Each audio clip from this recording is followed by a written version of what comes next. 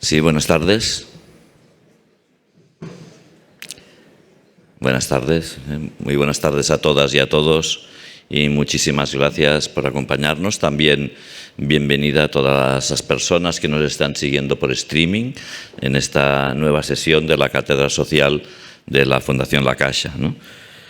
Es nueva sesión de esta cátedra, saben, esta cátedra que se creó en el año 2005 como un foro de reflexión y debate sobre temas que interesaban a la sociedad en la que estamos, tanto temas económicos como sociales, a iniciativa de nuestro presidente Isidro Fainé. El titular de la cátedra, que ustedes conocen también, es el profesor José Luis García Delgado, catedrático de Economía Aplicada, académico numerario de la Real Academia de Ciencias Morales y Políticas, que fue rector de la Universidad Menéndez y Pelayo desde 1995 hasta el año 2005 y desde el 2005 es el titular de esta cátedra, ¿no? Y esto ha hecho que haya pues, múltiples sesiones desde que empezaron. Y en particular desde el año 2023, desde abril del año 2023, empezamos también con una serie de conferencias, entre las que marcamos la presente, sobre temas sociales. De manera que tenemos una parte de cátedra económica y otra parte de cátedra social y que nos ha permitido ir viendo diversos temas de interés, ¿no? El objetivo es este de crear ese espacio de reflexión y debate en torno a temas sociales de interés en el tiempo en el que estamos, ¿no? El ponente de hoy es Javier Barbero Gutiérrez, que es una persona con un currículum muy amplio y que luego el profesor García Delgado les va a contar, pero yo lo que destacaría de él es algunas de las cualidades que cuando te acercas a Javier emana, yo creo, ¿no? La primera es el compromiso. Javier siempre emana compromiso con todo aquello que toca, ¿no? Y siempre le vemos comprometido con aquellas actuaciones, sean las que sean, ¿no?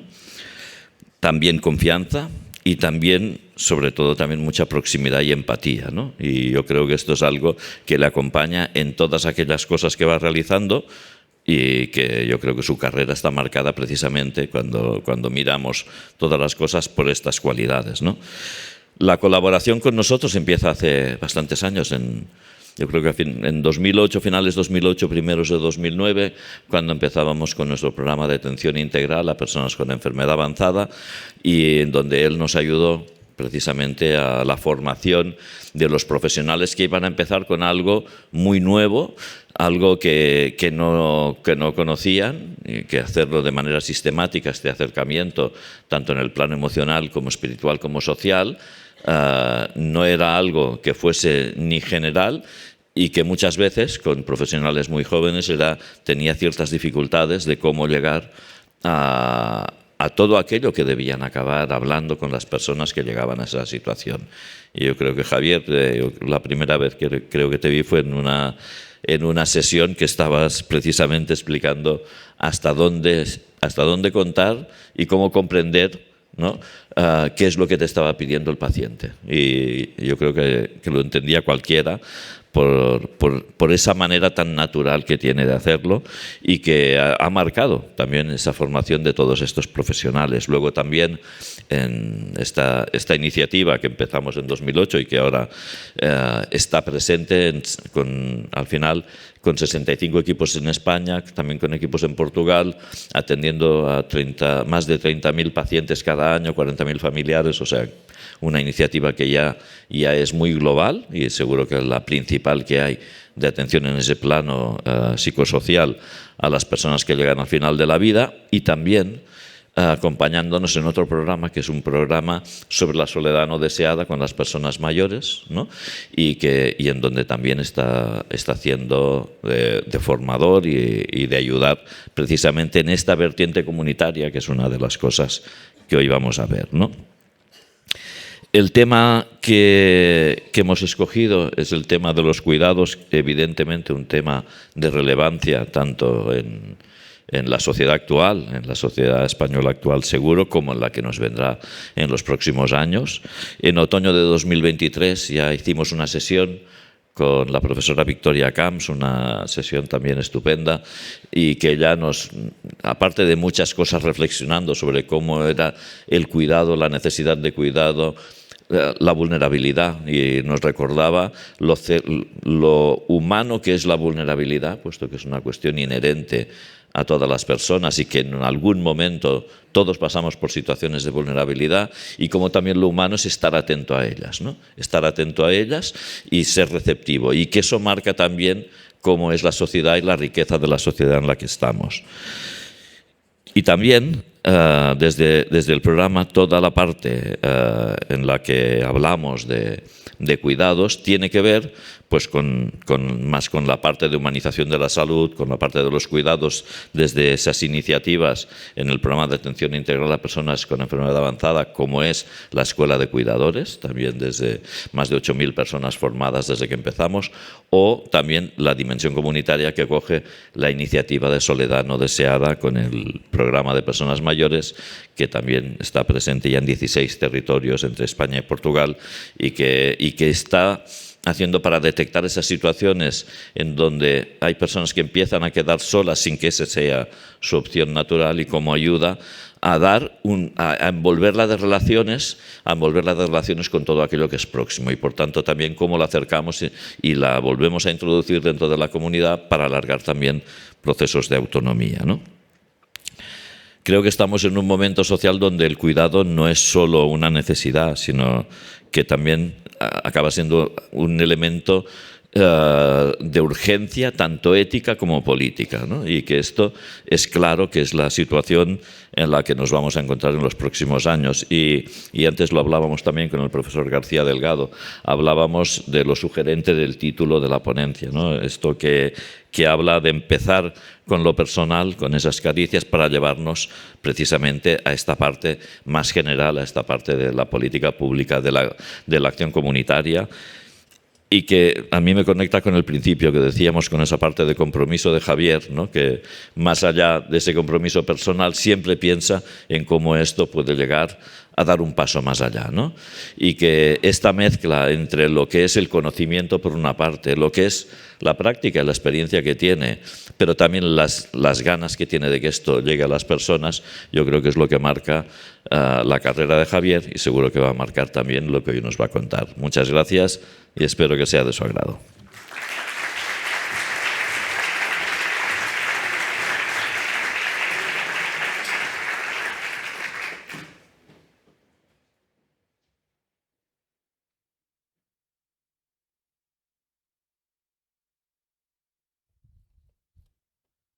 Yo me pongo allí, te pones.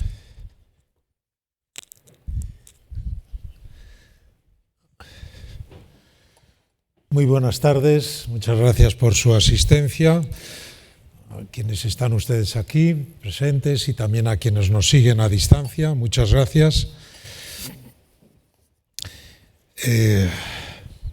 Lo más relevante, tanto de tema como de persona, de ponente, lo ha dicho y además muy bien Marc Simon, ¿no? En las palabras que nos acaba de dirigir. Por tema, efectivamente, sobre el tema, su relevancia social, se ha acordado, efectivamente, nos ha recordado la exposición que aquí hizo esta catedrática ética, Universidad Autónoma de Barcelona, Victoria Camps, esta gran señora, que habló del derecho y del deber del cuidado, ¿no? Política y ética. Lo ha dicho Marc Simon, se ha referido a la ética y a la política. Derecho y deber del cuidado, ¿no? Y hoy lo retomamos efectivamente con nuestro ponente, ¿no? Con Javier Barbero. Y respecto del programa, bueno, déjenme también a mí subrayar que, y decirlo más a propósito del tema, al propósito del ponente, su vinculación desde el inicio, por lo que veo, ya va para 17 años, 2008, 2009, el inicio de este otro gran programa de la Fundación La Caixa para, digamos, de atención integral, el programa de atención integral a personas con enfermedades avanzadas. Uno de estos programas ejemplares, ¿no?, de verdad admirables que tiene la Fundación La Caixa, y lo digo en plural porque por esta cátedra, la cátedra social, pues hemos tenido la suerte, yo he tenido la suerte porque he ido adentrándome en ellos, ¿no?, y he ido teniendo noticia y teniendo noticia un poco detallada a tenor de las ponencias que se han ido desarrollando. Estoy seguro que como bastantes de ustedes, este conjunto de programas, ¿no?, en plural, de programas sociales de la Fundación La Caixa, ¿no?, por aquí han ido pasando, y el propio Javier Barbero nos ha comentado antes que él fue asistente en algunas de estas ponencias, ¿no? Bueno, ¿qué puedo añadir? Pues muy poquito, no quiero quitar tiempo. Hoy hemos empezado un poquito más tarde de nuestro horario habitual y no queremos abusar de su cortesía por su asistencia. Rápidamente, mire, de su currículum me han llamado destaco tres cosas, ¿no? La primera, se lo decía antes un poco a él coloquialmente, un poco, vamos, en tono festivo si quieren, el currículum, sorprendentemente, yo que tengo que ver por esto y por otras razones, muchos currículum, acabo manejando muchas currícula, me llama la atención que empieza por dos cifras, un 7 y un 4, es el tercero, bueno, el tercero de 7 hermanos, y tiene 4 hijas. Eso es una forma de empezar un currículum que delata una personalidad, ¿no? Delata una personalidad. Antes Marc Simon se ha referido a esas 3 Cs, ¿no? Pues es un poco lo mismo, ¿no? Es decir, Marc Simon hablaba de compromiso, de confianza, y la tercera C, bueno, la cercanía, que es la empatía, en definitiva, ¿no? Bueno, pues alguien que empieza así el currículum, esto delata ya un temple, ¿no?, una forma de ser estupenda, ¿no? El tercero de 6 hermanos, ¿no?, de 7 hermanos, ¿no?, y 4 hijas, ¿no?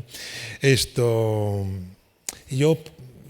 me produce los 4 hijos de una persona que apenas tiene 60 años. Miren, yo como tengo bastantes más, o muchos más, yo soy déjenme decírselo confesionalmente, soy un adelantado de esas jornadas generacionales que han sido muy tacañas con la vida, en la creación de la vida, ¿no? Un hijo, 2 hijos, ninguno, los de 2 hijos ya casi premio, ¿no? Hemos ganado a cambio de más vida, porque nuestra esperanza de vida es mayor, y mejor vida, porque hemos vivido en un medio social más próspero, hemos renunciado a crear más vidas, ¿no? Y eso es tacañería, ¿no? Entonces, tacañería vital, por decirlo de alguna forma. Por eso, de entrada, esas cifras con las que empieza el currículum a mí me produce de verdad un respeto muy grande, ¿no? Después le decía 3 cosas, miren, rápidamente, y de alguna forma redundamos en lo que ya se ha dicho. Su formación de psicólogo, digamos, de especialidad en psicología clínica, pero desde temprana hora también en su trayectoria profesional él se ha preocupado de la dimensión ética de su actividad profesional y de su saber. En el mundo de la ética en el mundo de la psicología y de la bioética, ¿no? Y así pues ha ido adquiriendo y asumiendo, mejor dicho, responsabilidades importantes como vocal, vicepresidente, presidente en comités de ética, en centros hospitalarios, residenciales hospitalarios de Barcelona, de Madrid, en un centro de la dimensión además del Hospital de la Paz en Madrid, ¿no? Esa sería la segunda nota. Y la tercera, bueno, una práctica profesional y como estudioso, porque tiene buena obra, y obra además muy temprana, ¿no? Un poco pionera, ¿no?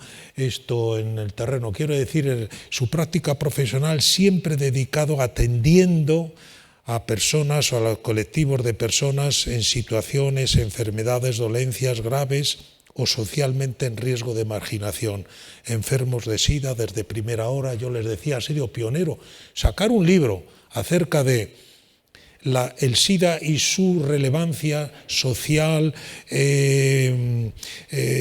sanitario, ético, en el año 89, eso es ser pionero. Después, bueno, han llovido, digamos, ríos de tinta, ¿no?, con relación al tema, ¿no?, porque la sociedad, claro, lo ha asimilado, ¿no? Pero en el año 89 sacar un libro de esas, digamos, con esa temática y abordando esa temática era hasta cierto punto pionero, ¿no? Bueno, pues enfermos de SIDA, personas con gran discapacidad, en fases terminal, que necesitan cuidados paliativos, menores con trastorno mental y con actividad judicializada hasta cierto punto, en una cierta medida, que es otro colectivo que muchas veces no tenemos presente y que yo creo que socialmente es muy interesante y muy importante. Bueno, pues también a él le ha dedicado atención. Bueno, con todo esto, ¿quién mejor que él para hablarnos de este tema hoy, de volver sobre el tema del cuidado? Y efectivamente lo subrayaba también Marc Simon, con ese subtítulo tan expresivo, tan significativo, ¿no?, tan por otra parte tan exigente, ¿no? Miren, hay que pasar el cuidado, hay que pasar de la caricia a la política pública y comunitaria, ¿no?, porque tienen que estar entrelazadas y uno sin otro pues acaban mutilando un poco lo que tiene que ser la concepción abarcadora, integral del cuidado. Bueno, pero este es el tema. Muchas gracias, querido Javier, ¿eh? Gracias, José Luis, gracias, Mar, por esta, bueno, que la barba colorada a punto de ponerse en estas circunstancias. Cuando uno habla de estos temas, siempre inevitablemente se cruza lo que uno piensa con lo que uno siente, con lo que ha experimentado. Aquí veo a personas de las que me he sentido cuidado, a las que he podido cuidar. Tiene que ver en último término con nuestras biografías. Y reflexionar sobre ello es una oportunidad que me deja la cátedra, que me deja también la Fundación, y estoy enormemente agradecido por ello. Bien, por otra parte me han dicho que tengo 50 minutos para hablar, pero yo no sé si eso es una manera de cuidaros. Vemos que si la cosa se alarga demasiado intentaremos bajar el listón, ¿de acuerdo? Vamos a ver cómo lo vamos tejiendo. La primera introducción es preguntarnos qué es eso de los cuidados. Y uno, cuando estaba por ahí leyendo cosas, pues fijar, eso del cuidar me parece que es tomar la fiebre de alguien en casa, preparar la comida, cultivar alimentos, cortar el filete a la persona con discapacidad motora, llamar y preguntar cómo está tu vecino que no le ves hace 3 días, cerrar las ventanas para ventilar para que no entre el frío en invierno, recoger del cole al peque de tu vecino porque si no, no llega al trabajo. Es decir, todas aquellas cosas que son imprescindibles para que la vida funcione en el día a día. Ese proceso de reconstrucción cotidiana, siempre inacabado, de nuestro bienestar físico y de nuestro bienestar emocional. Algunos le llaman el trabajo reproductivo o el trabajo doméstico, pero en último término son esas actividades concretas de hacernos cargo de los cuerpos de la gente, sobre todo cuando la gente no lo puede hacer por sí misma. Esto normalmente lo tenemos asociado a los niños o lo tenemos asociado a nuestros mayores o personas con discapacidad en nuestro entorno. Pero los cuidados van mucho más allá de todo eso. Esa es la visión habitual doméstica que tenemos. Cuidar es estar vinculado a lo que está más cerca de nuestras vidas y que permite que la vida se sostenga. El término sostenibilidad de la vida es central, lo ha puesto encima de la mesa el feminismo. La sostenibilidad de la vida es algo tan básico que la catedrática de prehistoria Margarita Sánchez hace poco decía en un periódico el pasado mes, dice que el cuidado es lo que ha hecho que seamos capaces de sobrevivir como especie. Sin cuidado no estaríamos aquí. Es una cuestión básica de supervivencia. Estamos hablando como mínimo de la materialidad de la vida cotidiana, de buscar una vida sana y segura que nos ayude a encontrar ese bienestar material y emocional o espiritual de las personas. Tiene que ver mucho con las necesidades. Cuando la gente de CEPAUR en Chile y en otros lugares nos estaba hablando de las necesidades, ellos diferenciaban... Me está cuidando. Ellos diferenciaban dos tipos de necesidades. Decían las necesidades que son existenciales, la necesidad de ser, de estar, de hacer, de tener, pero había unas necesidades que ellos denominaban axiológicas, que tiene que ver con la subsistencia, el afecto, la participación, el ocio, la creación. Y lo interesante de todo que nos plantean es que los satisfactores de las necesidades cambian, pero las necesidades no cambian a lo largo de la historia. Esto es muy interesante para preguntarnos cómo estamos cuidando ahora y si lo que aportamos como cuidados está realmente vinculado a necesidades y no a otras cosas. Bien, en último término, nuestra sociedad, que ha intentado seguir manteniendo la sostenibilidad de la vida en el cuidar, uno de los problemas que tenemos es que ha dejado que los cuidados se invisibilicen y se feminicen, lo cual ha hecho que la mitad de la población, que somos los varones, solamente a partir de las últimas generaciones estamos empezando a comprometernos en ello. Y además ha tenido que ver el hecho de que sea feminizado y que sea invisibilizado con el hecho de que el fin último que debería sostener la vida se ha convertido en un medio para intentar conseguir otras cosas, que era un determinado sistema productivo centrado en la producción y en la acumulación de bienes. ¿Qué quiero decir con ello? Pues mirad, todas y todos hemos cuidado y hemos sido cuidados. El cuidado tiene que ver, como os decía, con la cotidianeidad y tiene que ver con la habituación normalmente de las costumbres y de las conductas diarias, pero no ha tenido un elevado valor social real. De hecho, las tareas de cuidados normalmente están poco remuneradas y en el caso de los hogares ni siquiera están remuneradas.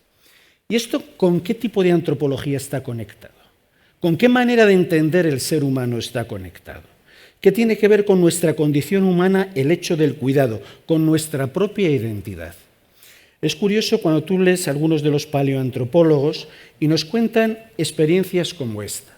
En el año 2001 hay un grupo que en la cima de los huesos que está en Atapuerca describe el cráneo 14 que dentro de los yacimientos que había. Y de repente ven que hay un cráneo, el cráneo 14, que tiene una cabeza curiosamente anómala. ¿Qué le pasa a este cráneo?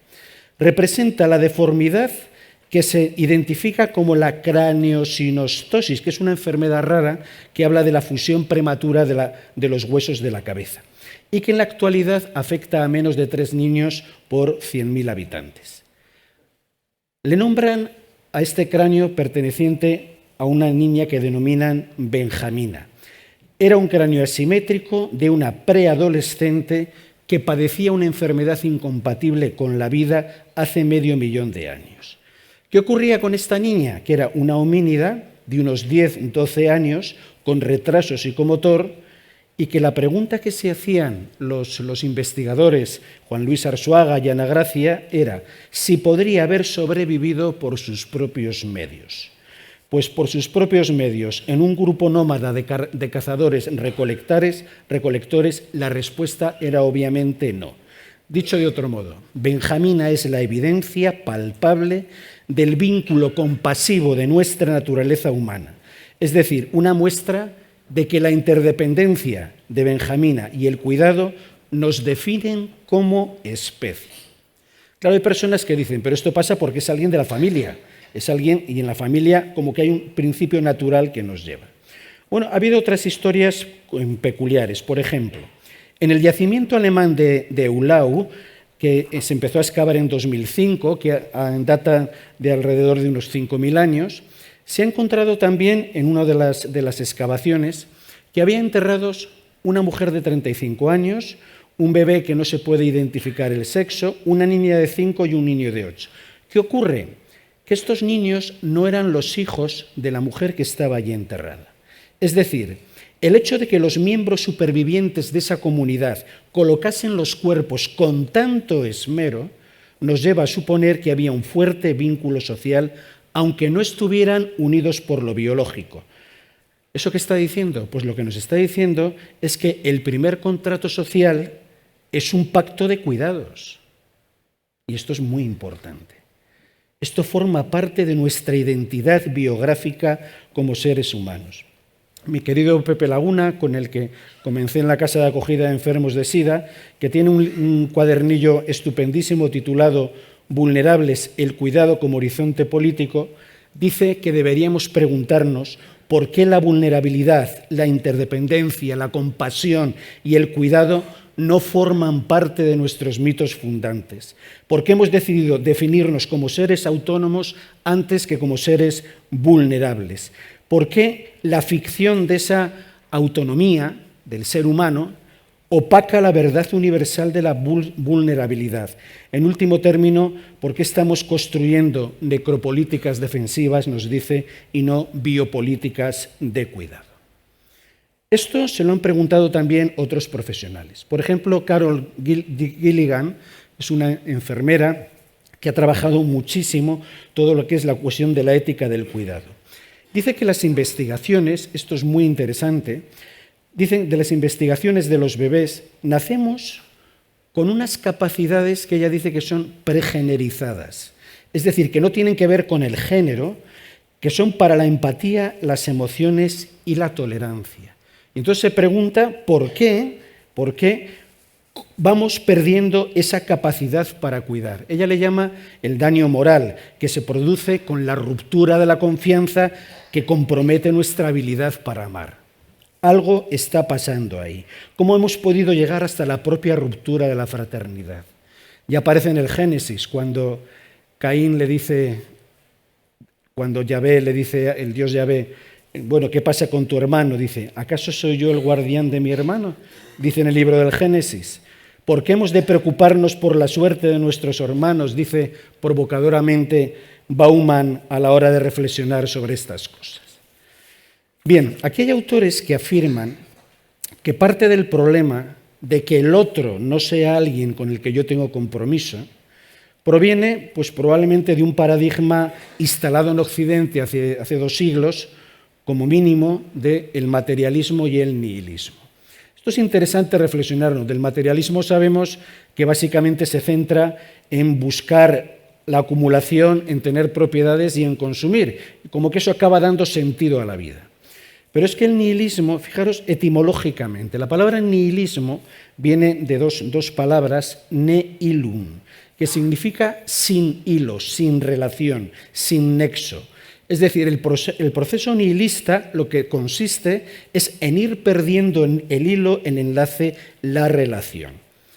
Claro, cuando tú pierdes la relación puede ser, entre otras cosas, porque no admites diferencias entre unos y otros, por tanto no hay vínculo porque acaba siendo lo mismo, o porque la indiferencia acaba siendo un total menosprecio, que también ocurre, reconoces al otro, pero desde la indiferencia para el menosprecio. Bien, ¿cuál es el relato, por tanto, antropológico actual? Pues a mí me da la sensación que el relato hegemónico actual es el de la autosuficiencia del emprendedor solitario. Tenemos que ser empresarios de nosotros mismos y sobre todo económicamente productivos. Y al final, ¿qué ocurre? Que manda el individualismo y que la relación que preside entre las personas acaba siendo en muchas ocasiones de competencia. Este es el relato dominante, pero no es el relato del cuidado. Y esto es un problema, porque se supone que el otro es alguien del que me tengo que proteger y no alguien con el que tengo que cooperar.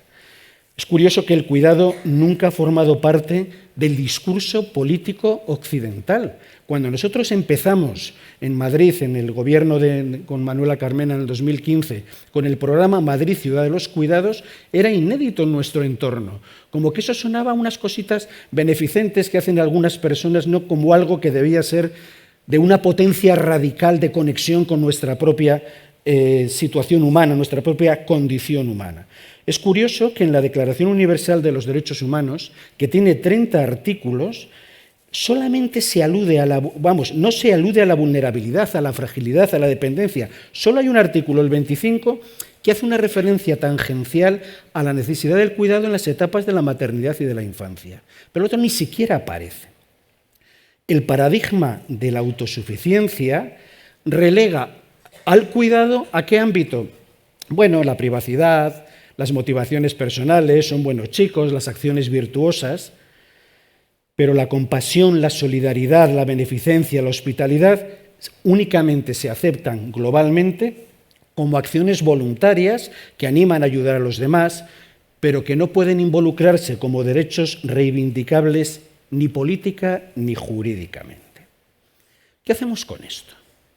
Mira, yo planteo la hipótesis de que para incorporar el modelo del cuidado a fondo en nuestras sociedades necesitamos profundizar en el reconocimiento de dos elementos que son básicos del ser humano. Uno de ellos, y no es el momento ahora para desarrollarlos, el ser humano como ser relacional, como zoon politikon, como ser que interacciona permanentemente. Y el segundo es el ser humano como profundamente vulnerable. Queremos afirmar la universalidad de la vulnerabilidad y de la interdependencia. Porque, por cierto, ¿hay aquí alguien no vulnerable en la sala? No, ¿verdad? Todos tenemos conciencia de nuestra propia vulnerabilidad, pero parece que eso no se habla, se tiene que esconder y no sirve como un elemento para la toma de decisiones. Vamos a intentar clarificar conceptualmente un poco más el significado de la vulnerabilidad. Primeramente quiero decir que se asocia erróneamente a debilidad. Yo tengo pacientes muy vulnerables en función del cáncer que están viviendo ahora en mi trabajo desde la psicooncología, que son personas fuertes, psicológicamente fuertes, espiritualmente fuertes y a veces hasta físicamente fuertes, pero tienen una experiencia de vulnerabilidad que están viviendo de manera muy clara con el cáncer que les acaban de diagnosticar, pero no necesariamente son débiles. A veces este término se vincula a otros, como puede ser el de deficiencia, discapacidad, minusvalía. La Organización Mundial de la Salud pone estos términos también para diferenciar qué podemos hacer con esas situaciones, pero acaba siendo vinculado, ¿no? O a veces como los geriatras cuando nos hablan de fragilidad. La fragilidad es una categoría diagnóstica de los geriatras que habla básicamente de la pérdida de adaptabilidad, ¿no? O cuando en términos más políticos o sociales hablamos de precariedad, también tiene que ver con la vulnerabilidad. Lo que pasa es que la precariedad alude al ejercicio de derechos que tiene que ver con la posibilidad de tener recursos para tus necesidades. La cuestión es que hay una serie de términos que están ahí, pero que no se acaba de profundizar, a mi entender, a fondo en el concepto de la vulnerabilidad profunda del ser humano en su propia condición. Hagamos un pequeño recorrido rápido antropológico. Miren, los labradores lo que hacen es cultivar la natura, ¿no? Cultivar la naturaleza. ¿Qué pasa con nuestra naturaleza? ¿Hay algo más vulnerable o hay alguien más vulnerable que un niño recién nacido? No, todos lo sabemos, y las que sois mamás o somos papás, ni te cuento, ¿no? ¿Qué es lo que ocurre? Si nace un cachorrito de perro ahora y lo soltamos en un parque, se acaba buscando la vida. Tú sueltas a un bebé recién nacido y se nos muere en media hora. ¿Qué quiero expresar con ello? Que lo que hacemos los seres humanos es que a esa natura profundamente vulnerable le ponemos cultura, es decir, cultivamos a base de pediatras, amor materno, escuelas infantiles. Vamos haciendo que la naturaleza vulnerable del ser humano se vaya escondiendo para ir fabricando personajes donde no aflore la propia vulnerabilidad. ¿Cuándo aflora la vulnerabilidad? Cuando te dicen que tienes un cáncer, cuando te llegan los 90 años, cuando tienes un accidente de tráfico y te quedas parapléjico. Entonces, esa vulnerabilidad que forma parte de tu condición humana se visibiliza, pero da la sensación de que no es nuestra. Sí que es nuestra, forma parte de nosotros. El problema es que hay cosas que lo hacen mucho más evidente. Pero ¿no será que la vulnerabilidad es inherente a la condición humana? Y que lo que ocurre es que si se visibilizan determinados escenarios, deberíamos de preguntarnos qué hacer con ello. Ahora, otra cosa. He puesto el ejemplo de los niños recién nacidos. Los niños recién nacidos con su llanto expresan una gran potencialidad, muchísima fuerza, generan mucho amor a su alrededor. Qué curioso, ¿no? Resulta que desde esa propia vulnerabilidad somos capaces de poner elementos de cuidado cuando lo hacemos de manera intencional y acaba pudiendo sacar lo mejor de nosotros mismos. ¿Qué quiero decir con ello? Que la vulnerabilidad puede ser un amplificador del daño, ciertamente. Tú tienes un terremoto en la escala Richter de puntuación 7 en Haití y hay 300.000 muertos. Lo tienes en Los Ángeles, California, y tienes 1 o 2 muertos de casualidad, porque pasaron por allí sin más. ¿Qué quiero expresar con ello? Que la vulnerabilidad social de determinados territorios hace que sea un amplificador del daño. Pero también puede ser un amplificador de la capacidad de cooperación, un amplificador de la posibilidad de intercambio y de apoyo mutuo, y muchísimas cosas más. ¿Qué ¿Qué nos dice la experiencia clínica? Que tengo compañeros de La Paz con los que trabajamos en el día con pacientes que cuando acogemos en el encuentro clínico la vulnerabilidad explícita de nuestros pacientes y empieza a expresarlo sin muros y sin corazas, estamos posibilitando la apertura de que surja la maravilla que hay dentro de cada ser humano y sus propios recursos secuestrados. Se trata de generar un espacio suficientemente seguro y protegido para que pueda expresar sus heridas y a partir de esa vulnerabilidad encontrar la oportunidad de que el tesoro personal de cada uno aflore. ¿Qué quiero expresar con ello? Pues que a lo mejor tenemos que redefinir el concepto de vulnerabilidad. Hay un autor, Miquel Seguró, que ha publicado hace un par de años un ensayo sobre la vulnerabilidad y nos dice que no es tanto la posibilidad de ser heridos, que eso etimológicamente sería, sino más bien la posibilidad de sufrir alteraciones, ya sean positivas o negativas o neutras. Es decir, que esconde la vulnerabilidad no solo la posibilidad de cambiar hacia la fractura, sino también la posibilidad de que aparezca la potencialidad del avance y de la mejora. Yo creo que es importantísimo reconocer la vulnerabilidad como motor de transformación. Esto, entre otras cosas, porque hay un dato de realidad, y es que la tenemos como seres humanos. La siguiente pregunta es ¿qué hacemos con ella? Si la utilizamos como recurso o simplemente tenemos que huir de la misma. Ser vulnerable significa afectar y ser afectado. Yo intento trabajar con mis pacientes, utilizar la vulnerabilidad como herramienta psicoterapéutica que invita a dejarse afectar. Repasando y preparando esta charleta, caigo en la cuenta de que en el año 97, era otra de las cosas de los libros que habías mencionado, yo escribí un libro para CREFAT, la Fundación de Ayuda al Toxicómano de la Cruz Roja, y el título era Afectado por el SIDA. En el libro no se decía en ningún momento si yo estaba infectado o no, porque eso no era relevante. Lo que es relevante es la afectación con respecto a la vida. ¿Me afecta lo que le pasa a las personas con SIDA o no en aquellos momentos donde estaba trabajando o interactuando? ¿Qué quiero decir? Que la expresión de la vulnerabilidad nos coloca como afectados y a partir de ahí nos moviliza probablemente para ver qué hacemos con ello. La experiencia que tuvimos en la Casa de Acogida de Enfermos de SIDA de Cáritas y con el Comité Ciudadano Antisida es que, fíjense, personas con inmunodeficiencia biológica, vulnerabilidad social, indefensión emocional, fragilidad existencial, impotencia científica, todas las variables a la baja, en entornos seguros de acompañamiento, con vínculos significativos, nos expresaron mucha maravilla. Y formaba parte de una condición humana mucho más herida probablemente que la de los demás. Mire, yo les invito a que hagamos esta reflexión brevemente. Cuando uno intenta acercarse a este concepto y a esta experiencia, vamos a intentar verlo cómo socialmente se sitúa la vulnerabilidad de distintas dimensiones. 4 dimensiones concretas. La vulnerabilidad tiene que ver con lo emocional, tiene que ver con el ejercicio del poder, tiene que ver con lo relacional y con una actitud ética. Pues miren, cuando se vive como amenaza, la vulnerabilidad, lo que suele ocurrir en las personas es que emocionalmente nos colocamos en la simpatía en sentido técnico. ¿Qué es la simpatía técnicamente? Es la identificación emocional. Y entonces tú, de manera negativa, dices, ¡jo, qué vulnerabilidad! Me voy a identificar con la angustia del otro y no me gusta.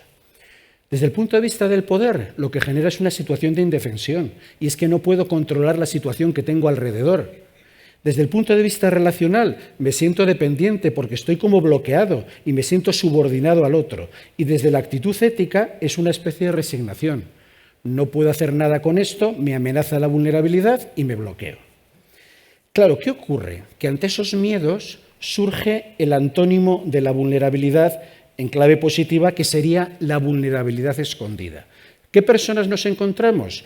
Pues emocionalmente las insensibles, que se protegen para no sentir, con respecto a la posible experiencia de sufrimiento del otro, que desde el poder lo que hacen es generar hipercontrol, para que no se les escape nada por miedo a poder ser heridos, que desde lo relacional van desde la autosuficiencia, yo puedo con todo, faltaría más, y desde la actitud ética se llama soberbia y omnipotencia.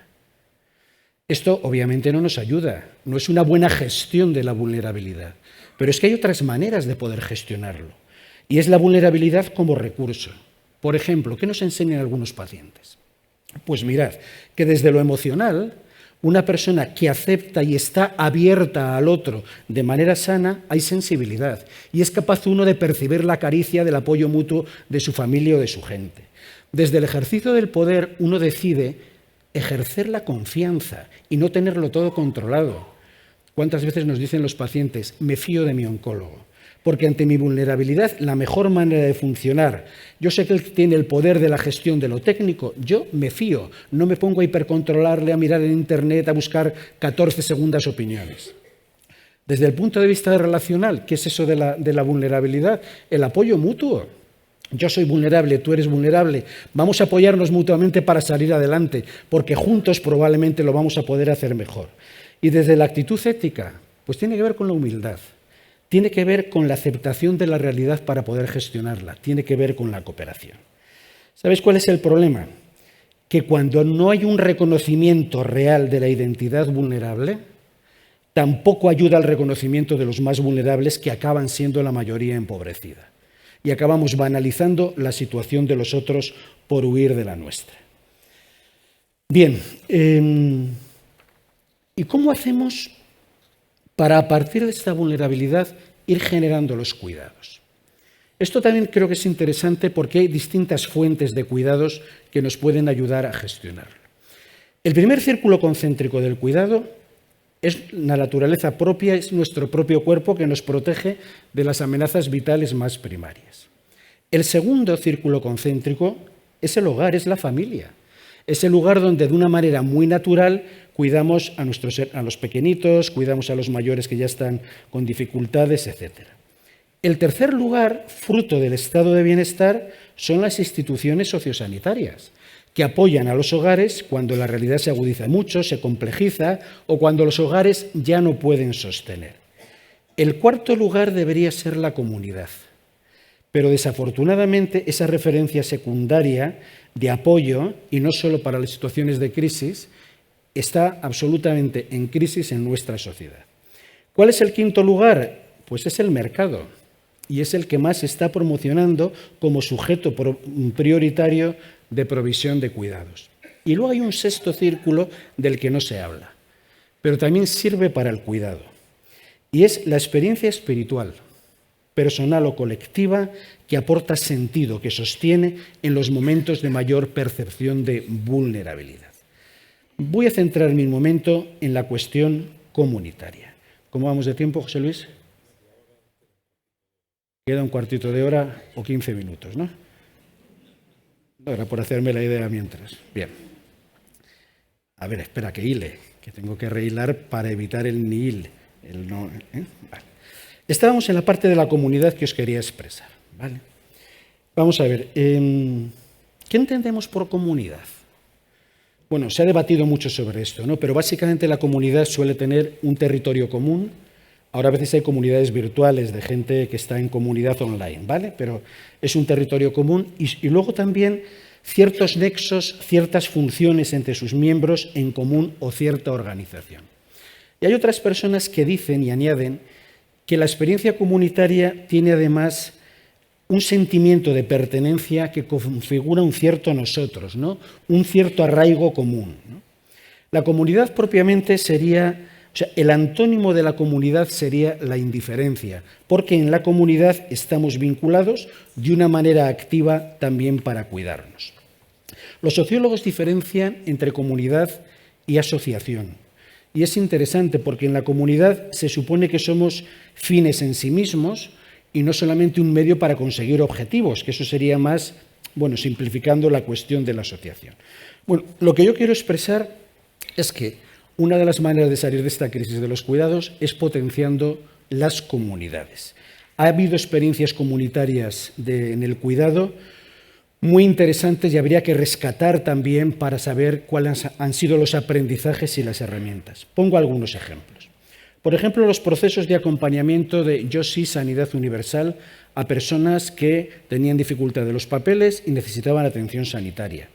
la búsqueda de alternativas habitacionales en las plataformas de afectados por las hipotecas, los bancos del tiempo. Fíjense las despensas solidarias que hemos vivido en la época de pandemia, los huertos comunitarios, los grupos de consumo. Hay mucha experiencia comunitaria, pero desafortunadamente no ha sido, a mi entender, suficientemente bien trabajada. Las políticas públicas que nos han de llevar a que la experiencia de los cuidados no sea algo solamente privado, familiar y además básicamente feminizado, exigen también una mirada más allá de ese día a día de lo cotidiano. Les voy a contar brevemente algunas de ellas de trabajo político. Con el equipo de Manuela, Carmena, como les decía, de 2015 a 2019, empezamos con un plan denominado Madrid Ciudad de los Cuidados. Tenía algunos criterios interesantes. Uno de ellos era la transversalidad. ¿Eso qué significa? Que eso afectaba a todas las áreas del ayuntamiento. Por ejemplo, también al área de seguridad. Claro, el área de seguridad tenía que estar atento a que había determinadas zonas más inseguras, entre otras cosas porque la iluminación no era la adecuada. Y necesitamos generar que esos espacios la gente se sintiera segura y por tanto cuidada, y para eso hubo que poner en relación a toda la policía municipal que estaba en esas zonas, junto con la gente que llevaba los temas de energía, iluminación, etcétera, etcétera. Otro de los criterios, la hibridación. ¿Entre qué? Entre lo público y también el entramado social, la perspectiva comunitaria, la personalización, bueno, una serie de criterios. Voy un poco más rápido. Por ejemplo, a partir de esos criterios veíamos qué ejes nos podían ayudar. Todo eran proyectos pilotos, pero los ejes eran interesantes. Por ejemplo, uno de ellos, la salud y los determinantes sociales. ¿Por qué? Miren, en Madrid, en nuestra ciudad, hay algunos territorios, algunos distritos, donde la esperanza de vida es 7 años peor que en otros. Eso está hablando de algunos determinantes sociales de la salud y habría que ver cómo poder ayudar a gestionar eso. El segundo eje fundamental, el barrio. Mira, por ejemplo, hubo un proyecto súper bonito que se llamaba Cuidamos Vallecas. ¿Qué hacía? Pues eran un grupo de gente joven con problemas de inclusión social, que se les da una formación para empezar a intervenir en algunas zonas donde la limpieza estaba no suficientemente bien, porque ya estaban como muy bloqueados los contratos con las grandes empresas y había zonas donde no se llegaba. Eso se nota, se vio, y se empezó a trabajar con las asociaciones de vecinos, las AMPAs de los colegios, etcétera, para ver cómo se podía dignificar todo aquello, pero con una idea de estimular el afecto al barrio, para hacer algo que fuera de alguna manera común, donde se pudiera intervenir en las zonas interbloques que estaban descuidadas. Bueno, tercero de los ejes, la vida cotidiana, que se trabajaban los malestares de la vida cotidiana, que no llegan a ser problemas, porque un problema de seguridad son los robos, los homicidios, un problema de salud es la enfermedad, un problema educativo es el fracaso escolar, pero hay otras muchas situaciones en el día a día de las familias donde no se llega, que está asociado a momentos críticos vitales. Pues, por ejemplo, maternidades de chavalitas muy jóvenes en determinados barrios, dificultades en la jubilación, personas que estaban en duelos, etcétera. Es decir, se trataba de fomentar formas colectivas de cuidados, de carácter colectivo y social, para poder, de alguna manera, bueno, pues intentar apoyar, y también de una manera comunitaria, todo eso. No sabéis lo útil que era. Por ejemplo, se había detectado zonas con una prevalencia de embarazos no deseados importantes. Bueno, pues el trabajo que se hizo de manera comunitaria para la población de esas chavalas, de esas edades, pues fue una historia súper bonita, ¿no? Era una manera de trabajar el ámbito de lo cotidiano. Y luego todo lo que tenía que ver con cuidados colectivos. Recuerdo, por ejemplo, una cosa súper bonita que también fue plantear en el Pleno las comunidades de cuidados compartidos de mayores que son autogestionadas. Hay una experiencia en Torremocha súper interesante de cohousing, y luego, guiados por la Asociación Meridiano, intentamos también ir liderando otro tipo de experiencias. Al final hubo bastantes proyectos pilotos, no me voy a detener, decir los dos que más dependían de la parte que a mí me tocaba, que tenían que ver con la prevención de la soledad no deseada y con las comunidades compasivas, que fueron pues como muy bonitos para intentar que la vida y la muerte en el tema de las comunidades compasivas no quedara solo en las instituciones, sino que se pudieran acompañar esos procesos de manera comunitaria. Ha habido experiencias muy interesantes en otras ciudades, en otros países. Por ejemplo, en Johannesburgo. En Johannesburgo se empezó con la red de Caring Cities, donde se planteaba un nuevo contrato social entre la sociedad y los ciudadanos a partir de la crisis de 2008, con el criterio del Ubuntu de los sudafricanos, por ejemplo, ¿no? Ellos además hicieron una especie de, desarrollaron una serie de principios también muy interesantes que no me voy a detener ahora. O en Bolonia, en Italia, el reglamento sobre la colaboración sobre los bienes comunes urbanos entre las asociaciones juveniles y el propio ayuntamiento. Bueno, lo que se planteaba en último término era ir generando comunidades que nos sostengan, es decir, que nos vayamos cuidando también desde la corresponsabilidad entre nosotros. Quiero decir también que el liderazgo de todo esto lo deberían de haber llevado los servicios sociales y no lo hicieron por una serie de razones que no voy a entrar ahora en detalle. Pero eso fue un problema añadido. Le toca a los servicios sociales fundamentalmente porque los servicios sanitarios ya se ocupan de la salud, los educativos de los aprendizajes, los laborales del empleo, los de vivienda del alojamiento, pero es que los servicios sociales tienen que trabajar básicamente la vulnerabilidad y los vínculos. Y además servicios sociales universales para toda la población, porque todos tenemos esas circunstancias en las que necesitamos también que se promuevan las cosas. Fueron experiencias muy interesantes, fueron experiencias piloto, algunas se han continuado y otras no. Y uno se pregunta, ¿dónde está la fundamentación ética de estas políticas? Claro, porque la ética del cuidado normalmente se ha valorado como una ética de segunda división. La ética de la justicia, que es de la que venimos en Occidente, lo que plantea es que tenemos que utilizar la razón como elemento fundamental, y la ética del cuidado lo que te dice es que lo de la razón está muy bien, pero la relación es algo central que también tiene que ver con los valores. En el fondo hay distintas concepciones del ser humano. La ética de la justicia lo que está planteando es que el objetivo es resolver los conflictos. La ética del cuidado te dice que el objetivo es la actividad de cuidar del otro concreto. La ética de la justicia se centra en la igualdad, la del cuidado en el reconocimiento de las diferencias. La de la justicia, su criterio es la imparcialidad. La del cuidado, la responsabilidad. La metodología de la ética de la justicia es definamos principios correctos y sin considerar los pormenores contextuales. La ética del cuidado lo que te dice es asume la complejidad intentando que no se dañe a las personas. La justicia ¿de qué habla? De lo universal. La ética del cuidado de lo particular y de lo concreto. Yo lo que planteo es que esto no tiene por qué ser excluyente. Puede ser integrado si tenemos la capacidad de dialogar en esa manera, de algún modo, de ordenar las cosas. Ustedes saben que cuando planteamos qué es eso de la justicia es ciega, ¿no? Bueno, pues la ética del cuidado dice que no puede ser ciega porque lo que tienes delante son nombres y apellidos de las personas, que tienen su historia y su biografía.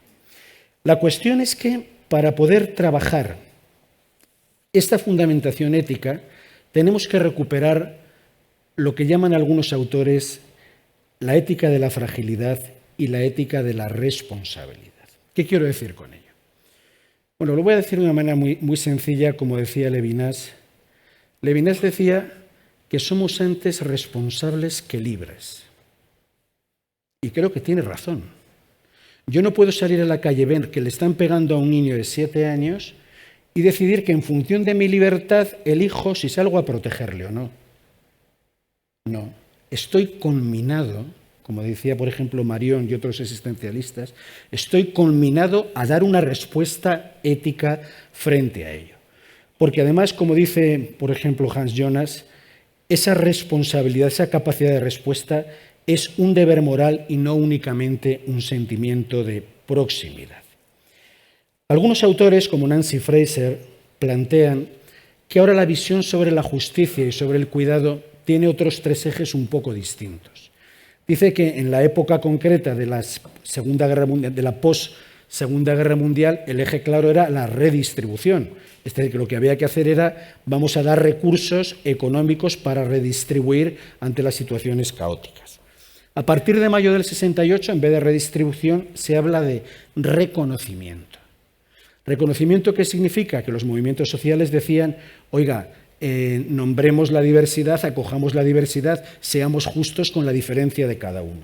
Y después ya, con la cuestión de la justicia más política, se hablaba de pasar a la representación, donde las personas puedan participar. Bien, yo solamente lo que estoy diciendo es que desde este enfoque también nos ayuda a situar la ética del cuidado. Recordaba también en este repaso que el padre Javier Gafu, un jesuita que ya falleció, uno de los mayores expertos de bioética en este país, en el año 99 me pidió, fijaros el nombre del libro, el libro era Deficiencia Mental, que ahora nunca lo llamaríamos así, ¿no?, sino discapacidad intelectual en todo caso, y final de la vida, y me pidió un capítulo sobre la ética del cuidado. Y qué curioso que cuando escribo ese capítulo, en aquel momento, defino que la ética del cuidado es el reconocimiento del otro en su dignidad y su diferencia. Subrayo lo de reconocimiento, porque reconocimiento es darle al otro la validez de sujeto que es, de persona que es. Es decir, es reconocer primero su dignidad y su diferencia que ya existe. Reconocer como una postura activa que te lleva de la afirmación a la tarea, que te lleva a anunciar y a denunciar las condiciones indignas. Reconocer es darle la palabra al otro no como una concesión, sino como el reconocimiento de su valor. En fin, que de alguna manera nuestro trabajo de cuidados es reconocer la dignidad del otro y reconocer esa diferencia y, por tanto, desde ahí tenemos que caminar. Bien. Importantísimo. Voy terminando. La ausencia de cuidados genera sufrimiento. Es decir, no solamente genera falta de sostenibilidad, genera sufrimiento.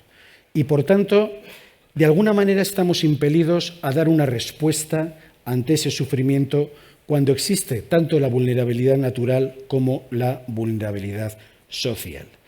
Pero tenemos un problema con la vulnerabilidad social. En los momentos actuales, todo el mundo más o menos admite que cuando hay un niño con una vulnerabilidad natural o nace el niño con un síndrome de Down, obviamente hay que cuidarlo, sale normalmente. Nadie lo discute, hay consenso. No hay consenso en torno a la vulnerabilidad social. No hay consenso de que nos obligue a la sociedad y a los ciudadanos a un mayor nivel de respuesta. Y esto es un problema. Yo creo que nos puede ayudar que hagamos una reflexión sobre una dinámica de cuidados que yo creo conocer bastante bien, que son los cuidados paliativos. Fijaros que los cuidados paliativos tienen que ver con algo que nos iguala a todos, la muerte acaba igualándonos a todos.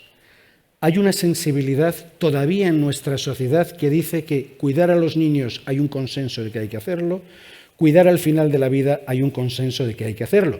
A ver, en el hospital al que yo trabajo, te llega una persona con una leucemia que viene de un país subsahariano y no tiene papeles y hay un debate que ni te cuento y bueno, ¿qué os voy a decir?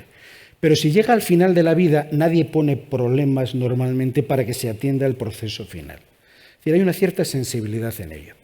Es cierto que esa sensibilidad no existe con los niños de Gaza, con los 15.000 niños muertos de Gaza, ni existe a veces con otras poblaciones al final de la vida que no tienen olor. Pero yo digo, creo que hay un cierto consenso que nos debería llevar a empezar, a partir de esos consensos, a establecer dinámicas de cuidado y consensos en los cuidados que generarán políticas que ayuden en último término. Bien, además los cuidados paliativos nos ayudan a otra cosa, y es a conectar con la experiencia de sufrimiento, donde es que ni siquiera en las facultades se permite. Hace poco, dando clases en el máster de Psicología General Sanitaria, se les han dado cientos de horas sobre psicopatología. En muchas ocasiones no se les ha hablado 10 minutos sobre el sufrimiento, pero es que a los compañeros que estudian medicina les ha pasado también lo mismo. Los cuidados paliativos sí que nos permiten eso y nos permiten también otra cosa muy interesante y una aproximación mejor al cuidado espiritual y a la conexión con la experiencia del don, que es una experiencia de cuidado que cuando lo trabajamos acompañando genera sentido muy interesante para personas con mucha vulnerabilidad. Ya para terminar, porque me quedan ¿cuántos minutos? Ya me he pasado. Pues mirad, la reflexión sobre los cuidados nos pide reconocer la aportación de determinados colectivos y ser agradecidos. La tradición del feminismo, sus aportaciones de crítica a la división sexual del trabajo, su reflexión sobre la sostenibilidad, a la doctrina de los bienes comunes, a la enfermería, a la salud comunitaria, pero también agradecer a personas concretas, permitidme que dedique 2 minutos a ellos, de las que me he sentido profundamente cuidado. Está por ahí mi querida Sonsoles, mi compañera del alma, y mis 4 hijas. Isidro y Marisol, mis padres, y a mis 6 hermanos, por aquí hay alguna de ellas, que me cuidaron y me siguen cuidando. A la comunidad de religiosos Camilos que me formó y que tienen el ADN del cuidado interiorizado. A mis maestros, Ramón Vallés, 95 años, Diego Gracia, amigos y maestros que me han cuidado con paciencia y generosidad. A tantos pacientes que han sido sanadores heridos conmigo. A tanta gente de nuestras comunidades, incluidas la parroquia, a los compañeros del Hospital de la Paz, del Patio Maravillas, de personas que me han sostenido en mi vulnerabilidad. ¿Sabéis por qué digo esto? Porque agradecer también es cuidar. Agradecer también es cuidar. Quiero deciros, y ya termino con ello, que hay 2 herramientas éticas y emocionales que son necesarias para desarrollar el cuidado. Además, son exclusivamente humanas. La primera es la indignación. Hay que mantener la indignación frente a la indiferencia. Me decía el otro día Ángela Palau, que está por aquí, hablando de que nos habían llamado para ver a unos pacientes, pero andábamos muy justos de tiempo y iba a ver fulanito y me decía así en tono de broma y me dice, bueno, si puede ir tal, que ahora tengo mucho lío, porque ya sabes que si vamos y conocemos y hay rostro, nos implicamos. Claro. ¿Cómo se fomenta el cuidado? Con la indignación cuando no se da y con la proximidad que toca hacer cuando hemos optado por poder cuidar, ¿no? La indignación sería la primera, ¿no? Una respuesta indignada pero cuidadosa frente a la indiferencia. Sabéis que la indiferencia es la hermana pequeña de la crueldad, ¿verdad? Y segundo, la compasión. Mirad, a veces somos un poco timoratos y nos cuesta hablar cuando hablamos de estos temas sobre el amor. Es muy difícil entender el cuidado a fondo sin el amor. Más allá, hablo del contenido emocional, Hay personas a las que quieres desde tu vínculo emocional cercano. Hablo del amor como un valor, una actitud que expresa un interés genuino por el otro, un deseo de ayudarlo, el coraje de no huir de su dificultad y la acción orientada a mejorar su situación. En el fondo estoy hablando de compasión. Y la compasión creo que puede entenderse como el nombre que toma el amor cuando se encuentra con el sufrimiento. Cuando cuidamos nos encontramos muchas veces con el sufrimiento. Poner compasión en el fondo es poner amor cuando aparece ese sufrimiento. Creo que la compasión es una condición inherente al cuidado que quiere ir más allá de la prestación instrumental de servicios. Gracias por vuestra atención.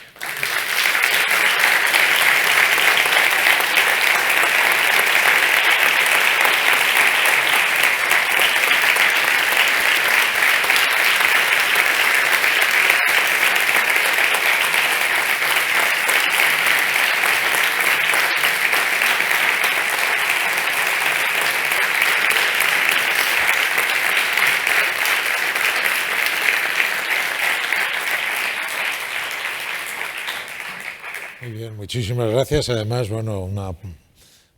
50 minutos exactamente. Muy bien, muchas gracias. La vida es eterna en 5 minutos, decía Víctor Jara. Vale, abrimos ahora el turno para que intervengan algunos de ustedes que quieran plantearle alguna cuestión. Javier, esto me tienen que ayudar porque desde aquí con el reflejo de luces pues vemos con dificultad. Sí, primero aquí, por favor, en la 4ª fila. Sean quienes vayan empleando la palabra, por favor, sean muy escuetos para dejarnos un poco más de margen al resto. Por favor, aquí. Utilicen el micrófono.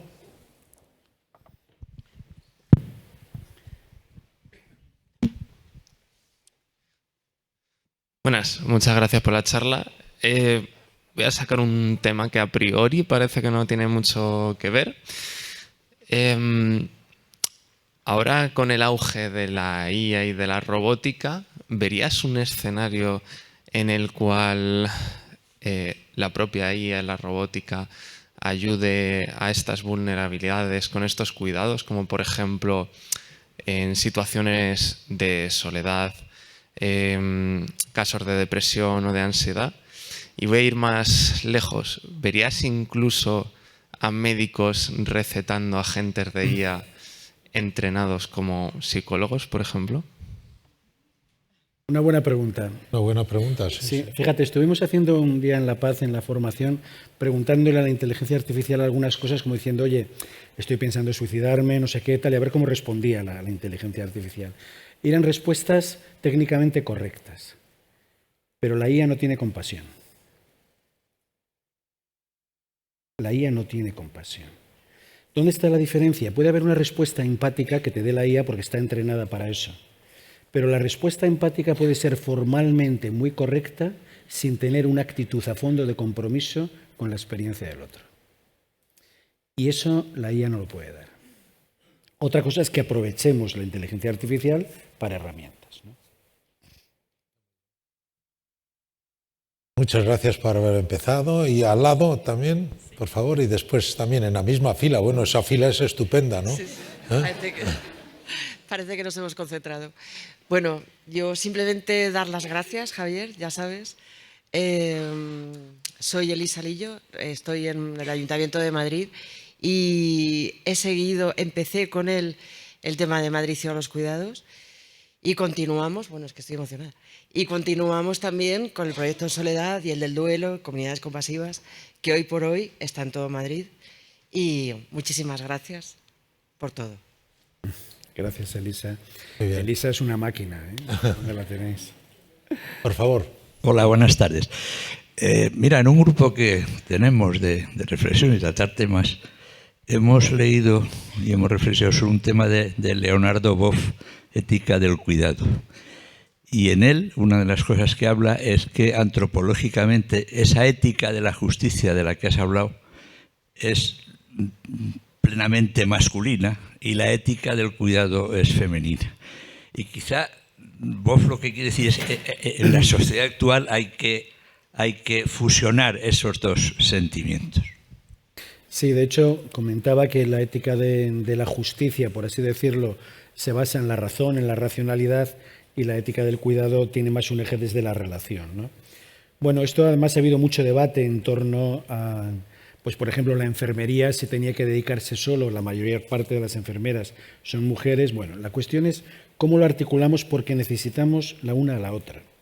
Por poner un ejemplo, no hay nada prudente desde el punto de vista ético que se haga solo desde el eje de los principios. ¿Por qué? Porque los principios, sin poder hacer excepciones, se convierten en la dictadura de los principios. Te pongo un ejemplo.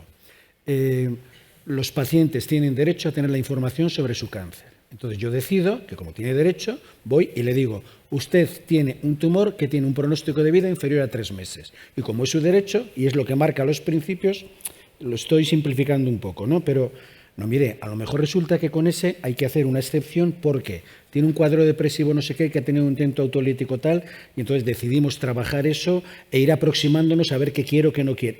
Digo, ahí está un poco la clave, ¿no? Saber que no nos podemos alejar de los principios básicos que ayudan a un buen ejercicio ético, pero teniendo la capacidad de maniobrar de manera justificada siempre, por ejemplo, el mundo de las excepciones. Más. Bueno, ya. ¿Alguien más de esa fila? No. Ahora pasamos a la segunda, por favor. Sí. He visto a alguno de mis cuñados que me habían amenazado con hacer alguna pregunta sí, de las pues, que no se hacen en casa. Perdonen si yo no estoy muy... Bueno, Vale, muchas gracias por la intervención. Cuando has contestado a la pregunta sobre la IA, que no tiene compasión, yo también te preguntaría en este quinto círculo del que has hablado, no tanto en la dimensión del mercado como intercambio, sino en la mercantilización de la vida, si eso tiene compasión, si se puede atravesar los cuidados por una lógica de la rentabilidad y, bueno, ¿qué opinas de ese quinto círculo? A ver, la rentabilidad es un objetivo que tienen las empresas que es legítimo. La cuestión es que cuando eso entra en conflicto con el objetivo interno del contenido de esa empresa. Te pongo un ejemplo que hace poco me decía una paciente con cáncer. Dice, claro, yo empiezo a entrar en Internet, en el tal, todo el lío del mercado y tal, ¿y cómo definen el autocuidado que me tengo que dar? Comprándome cremas. No sé, o sea, que como que de alguna manera, ella decía, el autocuidado es una historia mucho más profunda que tiene que ver con mi conexión sobre mi persona, mi estética, mi manera de relacionarme, etcétera, etcétera, y no con el hecho de si me compro o no me compro cremas. Lo que quiero decir con ello es que tiene sentido que exista, pero situemos el lenguaje de los fines y de los medios, ¿no? El mercado no puede traspasar una línea que tiene que ver con la dignidad de las personas. Cuanto mayor vulnerabilidad hay mayor riesgo de manipulación. Entonces, los criterios éticos del mercado en torno a eso tienen que ser como muy claros. Y debería haber desde las instituciones públicas elementos reguladores suficientes para que ayudemos de alguna manera a proteger a las personas en mayor situación de vulnerabilidad.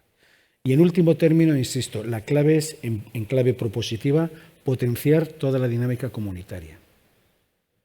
Eso es, yo creo, lo que nos acaba sosteniendo, sabiendo que hay muchos tipos de comunidades, familiares, tal.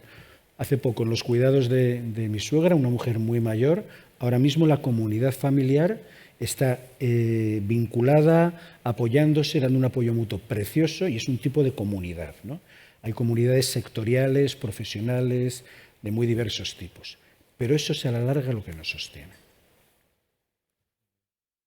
Sí, por favor, pasamos ahí ya más en la segunda mitad de la sala.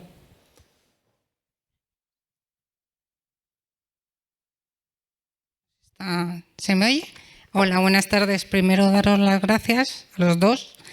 Y quería hacer un comentario que últimamente se trabaja poco, se comenta poco, se desconoce, que es el colectivo de personas con Alzheimer, con el que trabajo últimamente.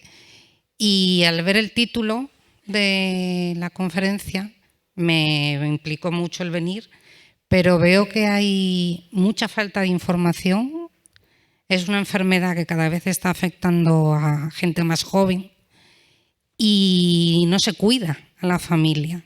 Yo lo que estoy notando es que o trabajamos desde organizaciones no gubernamentales, o si ves cómo está el sistema social y sanitario actualmente, es muy deficitario, sobre todo personas gravemente afectadas, porque yo no lo llamaría ni cuidado, es como sostenerles ahí hasta que fallecen. Igual soy muy negativa, pero por lo menos es lo que yo estoy viviendo desde mi experiencia profesional y personal. Entonces, no sé si han trabajado ustedes en este sentido o si tienen alguna idea de cómo se podría meter a este colectivo entre un colectivo vulnerable, con todos los que tenemos. Sí, muchas gracias. Sí, gracias. Mira, obviamente es un colectivo vulnerable, entre otras cosas porque no tiene la capacidad de poder defender sus propios intereses por sí mismo, sino que tienen que ser familiares, asociaciones, etcétera. La responsabilidad es de todos, de la familia, de las instituciones públicas, de las asociaciones, de los movimientos comunitarios, de todos, ¿no?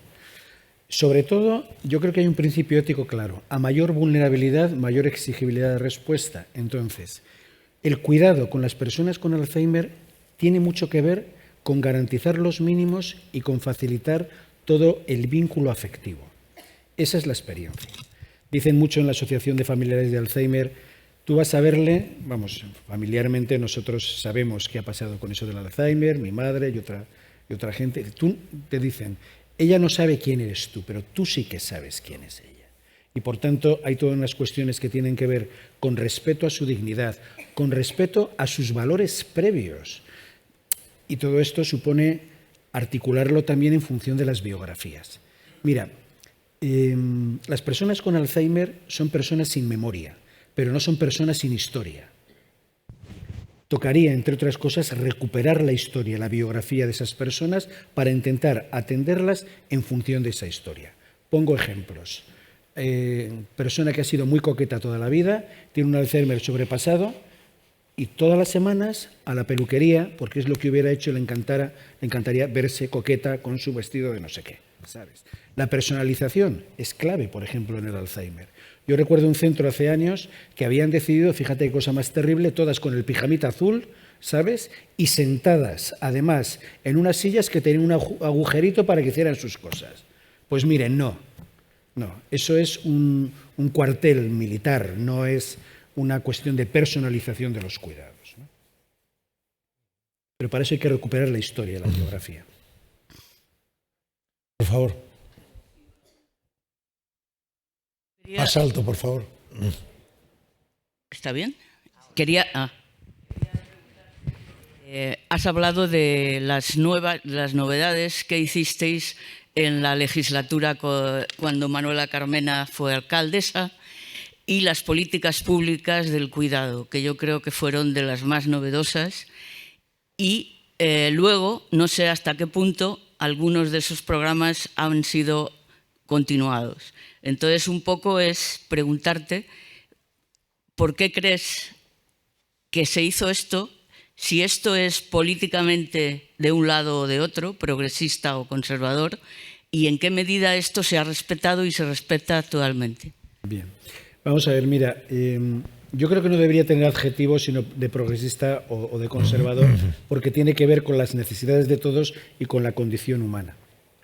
Es cierto que la política, desafortunadamente, la política institucional, a veces cuando llegan unos, todo lo que han hecho los otros o casi todo desaparece porque no tiene valor y se ponen las otras cosas. Eso ha pasado mucho en lo que nosotros construimos. Otras cosas, nos acaba de comentar la compañera, que algunos de los programas se han mantenido. Es cierto que con un enfoque a veces distinto. Es decir, yo recuerdo que la experiencia de soledad no deseada la trabajamos no solo para personas mayores, porque entre otras cosas lo que dice la literatura y las investigaciones es que afecta muchísimo a gente joven.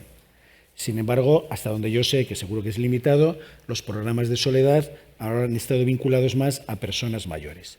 Nosotros lo intentamos trabajar con una visión fundamentalmente comunitaria. Hay veces que se tiene una visión más asistencialista que comunitaria.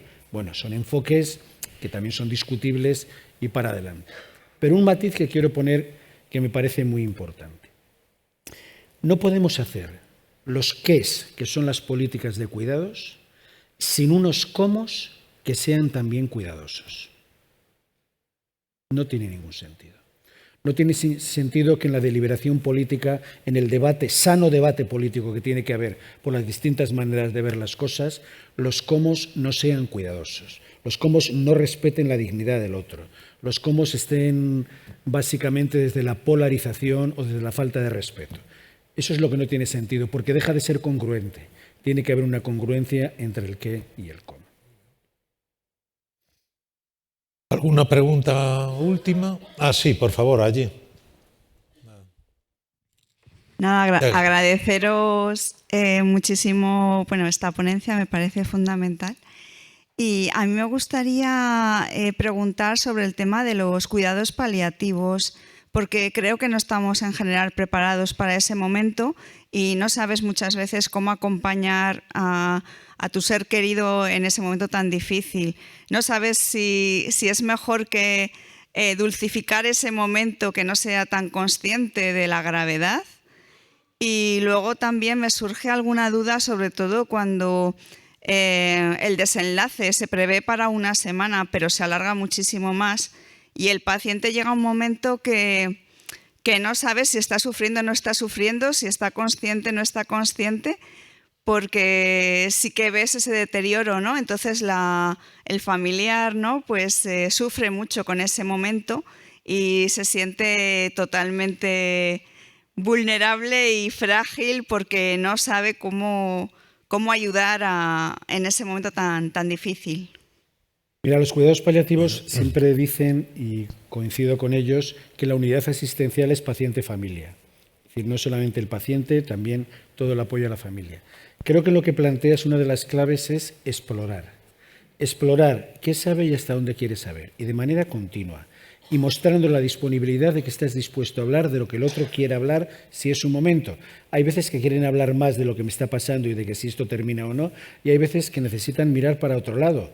La clave es seguir explorando y mostrando la proximidad de que no vas a huir de sus preguntas, de sus comentarios. En el fondo es cuidar y cuidar a fondo. Es reconocer en el otro su dignidad y su diferencia.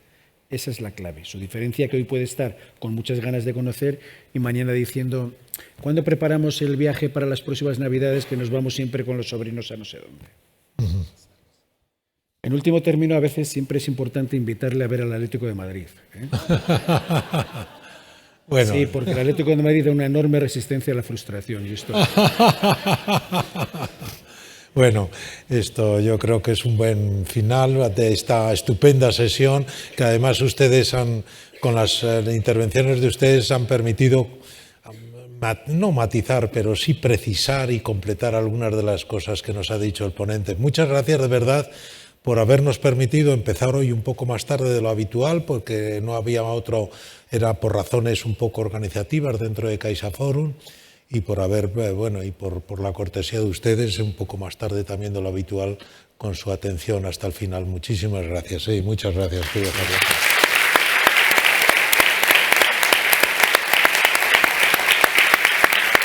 Gracias, José Luis.